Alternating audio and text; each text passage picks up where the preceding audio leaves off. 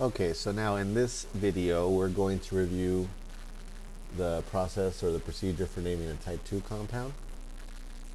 Okay, the steps themselves are very similar to type 1, to naming the type 1 compounds that we just covered in our last video.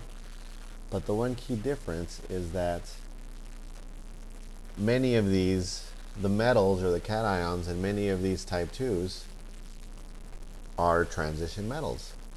And transition metals tend to form more than one type of ion or more than one type of cation. So you can't just look at the periodic table and predict the charge on the ion because it could have more than one. So the trick to naming the type 2s is that you have to figure out the charge on that common ion of the metal, common cation.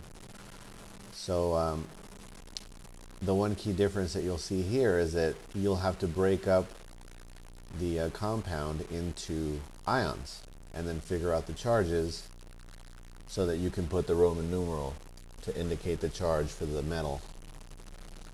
Okay, so if we look at the steps here, transition metal, okay, because a lot of the type 2s are transition metals.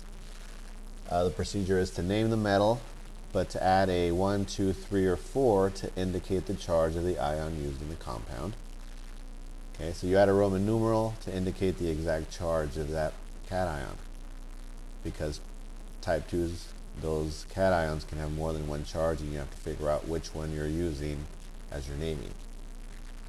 Okay, for if it's just a metal and a non-metal, if it's just a binary compound, then you name the non-metal and you change the ending, just like you did in the type 1s.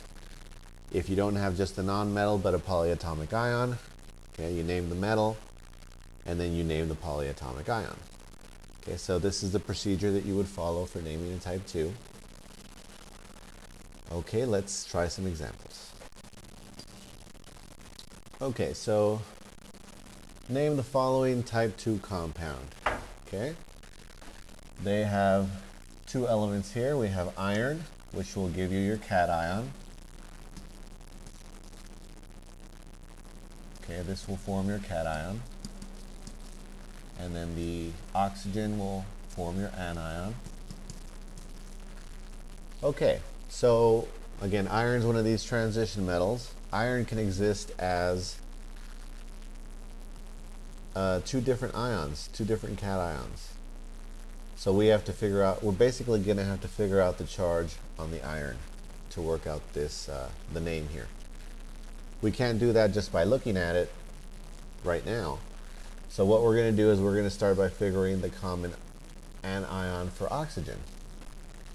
Okay, now looking at your periodic table at the trend that I've showed you, the common charge on an oxygen atom or an oxide ion is a charge of -2. Okay, now your iron, think about it this way: you have one atom of iron to one atom of oxygen. In order to end up with a unit here that is neutral, you're going to have an opposite charge. So the charge on that iron has to be +2. That way the +2 and the -2 add up to 0. And you end up with a neutral unit. Okay, so now to name this, now that you have the two ions that would work out to give you a neutral compound, now to name the compound. Okay, according to our procedure, you name the metal, and it's iron. Okay, the Roman numeral is going to be the same as the charge on the iron, so it's 2. And then the second part, naming the non-metal and changing the ending, that's the same as the type 1. So oxygen becomes oxide. So you go with oxygen and then you change the ending to oxide. You keep the root of the word, but change the ending. Okay, so the name for this compound is iron 2 oxide. Okay, so the key for these type 2s is figuring out the charge on the metal or the charge on the cation. All right, let's try another example. Name the following type 2 compound. All right, again, your metal tends to form your cation, so here's your cation. Your nonmetal forms your anion. Okay, so metal, nonmetal. A lot of times we'll just say, an ionic compound has a metal and a nonmetal. And we'll say a covalent compound has more than one nonmetal. All right, so again, you can't predict the charge of copper because the transition metal, copper can have two different ions, can form two different ions. So the sulfur we can predict. Okay, so the charge, the common anion that forms for sulfur is -2. So you have one atom of copper and one atom of sulfur in your formula. So in the end, you end up with a unit here that is neutral, a formula that is neutral. So you need to figure out the charge of that copper. So for every one sulfur with a charge of -2, you're going to need one copper with a charge of +2. That way your +2 and your -2 add up to 0. Okay, so that works out. So now to name the compound, well, name the metal, copper. Okay, the charge on the copper we figured out was 2, so copper 2. Okay, name the nonmetal, sulfur, but change the ending. So sulfur becomes sulfide. Sulfide. So we changed the suffix of sulfur and added sulfide. We kept the root for sulfur. Okay, so that's the name, copper 2 sulfide. So we're done with that one. Let's try one more. Okay, these take time to learn, so it takes a lot of practice. And all you can do is just practice, practice, practice. The more success you have in naming them, the more confident you'll feel with naming them, and the more successful you'll be. Okay, so this one looks much more complicated, but we'll find out that it's not too much different. Okay, so Ni we know is a metal, it's nickel. All right, so we have a nickel, we know it's a transition metal, so it can have more than one charge, right? More than one cation can form. So we're going to have to figure out the charge on that nickel. Okay, so this thing that's in parentheses here, if you've started learning your polyatomic ions, you should be thinking CO3, it's called carbonate. Yeah, there's a carbonate ion. And when you figure that out, you'll see that your carbonate, the formula for your carbonate ion is CO3 minus 2.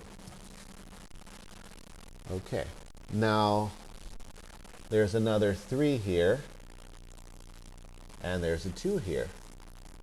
Well, those are going to be important. They are going to be important. So what this tells you, looking at the 3 here, the 3 that I circled tells you that there's 3 carbonate ions. So if there's 3 carbonate ions, each of those carbonate ions has a charge of -2. So 3 times -2 is -6. So the total charge on that, the anion part of this formula, is -6. Now here we have 2 atoms of nickel, but we don't know what the charge is. But what we do know is that it has to add up to +6, because you need a +6 with a -6 to have a neutral formula. So 2 times what is +6? Well, 3. 2 times 3, or actually 2 times +3 is 6. So the charge on each of these nickel cation, on each nickel cation, should be +3. And that way you end up with this neutral formula. Alright, so now we found the charge on the cation. We found the formula for the polyatomic ion, so now we can name this. Keep in mind, this is how we found the charges. Okay. So now let's name it. The naming it part's the easy part. It was figuring out the charge on the cation that was a little bit more challenging. So now, to name this, you name the metal. It's nickel. And it's nickel 3, so you're going to put nickel 3. And then the name of this polyatomic ion is carbonate. So nickel 3 carbonate. A little bit off there, but nickel 3 carbonate. So you're done. Okay, so when you're naming type 2 compounds, you're going to have to break this up into ions and figure out the charges. Okay? There's an alternate way to do this. To name this compound that it can be easier for many people, but for other people it just makes it a lot more confusing. So for now we're just going to leave this try to figure them out using the explanation I just gave you. Or you can use the explanation in your book, which is very similar.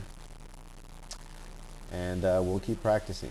I'll show you an alternate method in class, and if you feel that one works better for you, you can use that in class. Otherwise, use this procedure for naming the type 2 compounds.